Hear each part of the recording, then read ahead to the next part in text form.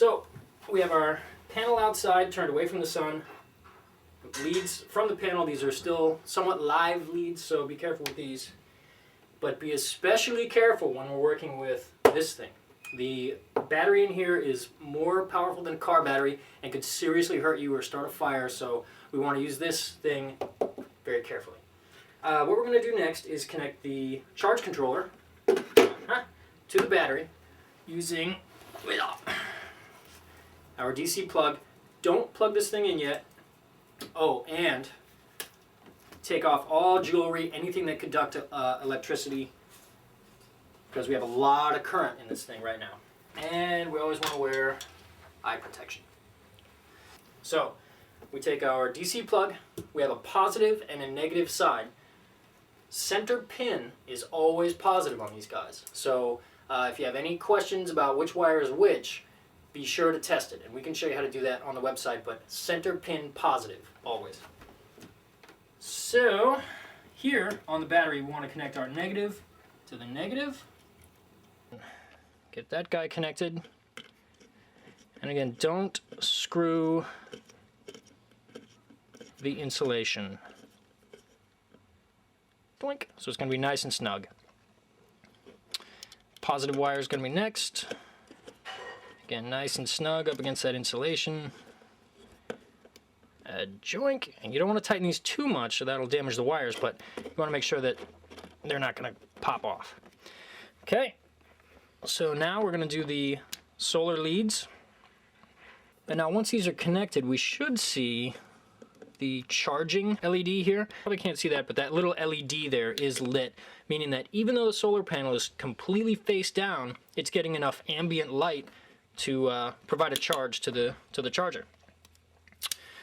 So the next thing we need to do is test this out using our multimeter. So I'm going to go ahead and flip the panel around outside. You guys stay here. I'll be right back, and we'll test it out.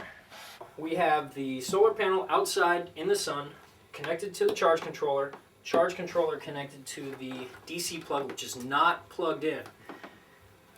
We're going to test this with the multimeter, find out how many volts and how many amps we're getting. If we test this with this thing plugged in, we're going to get the full brunt of the giant battery in here through our little multimeter. I did that when I was setting this whole shot up.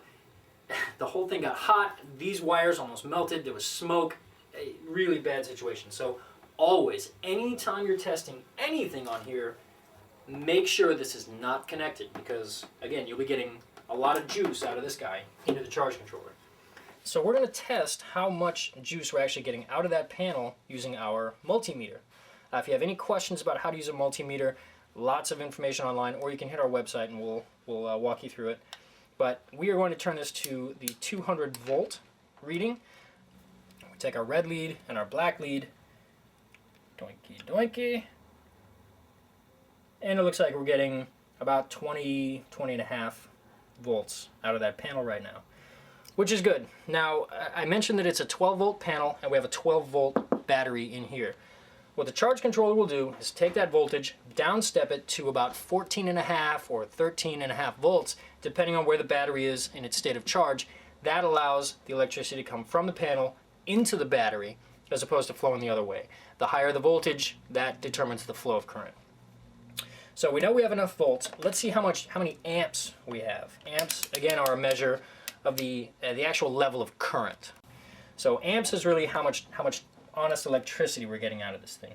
Oh, you always want to switch this guy, or you have to switch this guy really, doink, from its little volt reader to its amp reader. And you want to turn the dial to the 10 amp section. Make sure this thing isn't connected. And negative to negative, positive to positive. And it looks like our panel is pushing about 1.07 amps. That's good. That's much higher than it's actually rated. For now, just set that there, set this here. For safety's sake, I am going to run a little strip of tape somehow across those terminals. Because this thing will kill you. It'll cook you if you touch those terminals. So as long as you're careful, it's really a safe system, but again, best to keep this out of the way, and probably a good idea to put a little bit of safety tape over the top there so nobody accidentally touches those, they don't touch anything. Now that we have this all set, we know that there's an amp coming from the solar panel at a voltage above 15, which is enough to charge. We're going to take our cigarette lighter plug here, and I showed you the DC car outlet plug.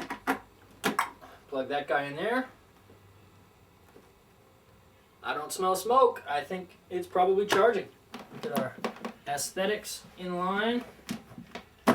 And that's it. We are charging this battery from a solar panel. So if the utility grid goes out, we've got plenty of juice here to supply power to our stereo, our computer, the wireless network, even the fridge in a pinch. We can power with this thing for a couple hours. And we're going to use it on a day-to-day basis to plug our stereo, doink, which is about a 12-watt stereo, into the sun. So, in conclusion, what we've done today was we've connected a solar panel to our backup battery supply through a charge controller, so we know the battery's going to be safe.